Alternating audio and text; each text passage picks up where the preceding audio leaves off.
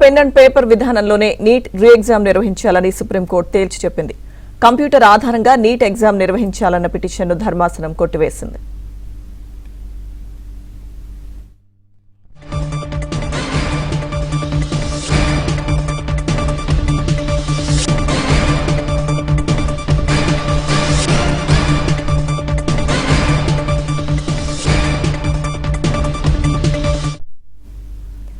సంప్రదాయ pen and paper విధానంలోనే neat re exam నిర్వహించాలని సుప్రీంకోర్టు తేల్చి చెప్పింది. కంప్యూటర్ ఆధారంగా నీట్ ఎగ్జామ్ నిర్వహించాలన్న పిటిషన్ను ధర్మాసనం కొట్టివేసింది. పూర్తి సమాచారం మా ఢిల్లీ బ్యూరో చీఫ్ కృష్ణ అందిస్తారు. కృష్ణ. లక్ష్మీదుర్గ జస్టిస్ పిఎన్ నరసింహ అదేవిధంగా జస్టిస్ అరవింద్ కుమార్లతో కూడినటువంటి సుప్రీంకోర్టు ధర్మాసనం ఈ పిటిషన్ విచారించింది.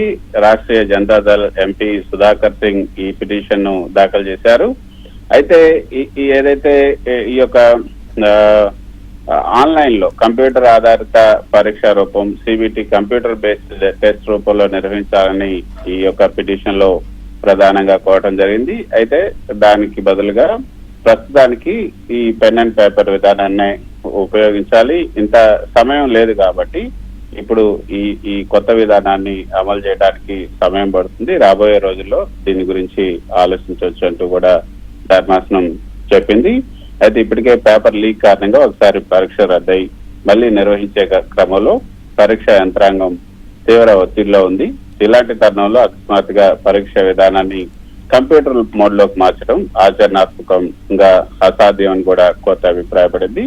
అయితే ఇలాంటి డిమాండ్లతో అంతకు ముందు వచ్చినటువంటి పలు పిటిషన్లు కూడా తాము ఇప్పటికే కొట్టివేసినట్లుగా కూడా ధర్మాసనం గుర్తు చేసింది.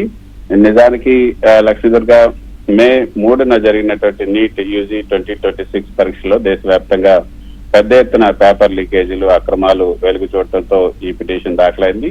ఇందులో కేవలం సిబిటి విధానమే కాకుండా భవిష్యత్ సంస్కరణల కోసం అనేక డిమాండ్లు కూడా పెట్టారు.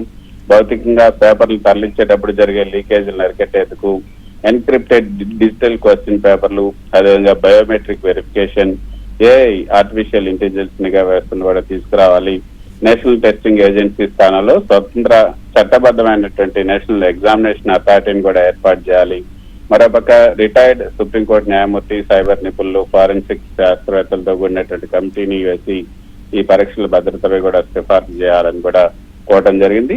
అయితే ప్రస్తుతానికైతే తక్షణం ఉపశమనం లేదు, కానీ భవిష్యత్తులో ఈ జూన్ 21 రీ ఎగ్జామ్ రాసే విద్యార్థులకైతే తక్షణమే కంప్యూటర్ పరీక్ష రాసే అవకాశం దక్కనప్పటికీ కూడా ఈ పిటిషన్ కోర్టు అయితే పూర్తిగా కొట్టేయలేదు.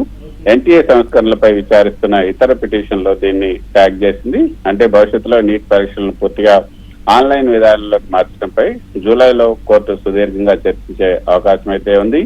జేఈ వంటి పెద్ద పరీక్షలు ఇప్పటికే కంప్యూటర్ ఆధారితంగా విజయవంతంగా జరుగుతున్నప్పుడు లక్షలాది మంది రాసే ఈ నీట్ పరీక్షను ఇంకా పెన్ అండ్ పేపర్ విధానంతో ఉంచడం వల్ల పేపర్ లీక్ మాఫియాకి లూప్ హోల్స్ దొరుకుతున్నాయనేది నిపుణుల వాదన. So digital locking, online translation ద్వారా మాత్రం ఇలాంటి అక్రమాలను అడ్డుకోగలనని కూడా ఈ పిటిషన్ పేర్కొంది. అయితే ప్రస్తుతానికైతే విద్యార్థులు జూన్ 21న జరగబోయే రీటెస్ట్ ని పాత పద్ధతిలోనే రాయాల్సి ఉంటుంది. కానీ రాబోయే రోజుల్లో నీట్ పరీక్షా విధానాలు పెద్ద ఎత్తున సాంకేతిక సూచనలు అయితే కనిపిస్తున్నాయి. లక్ష్మీదుర్గ. Thank you Krishna.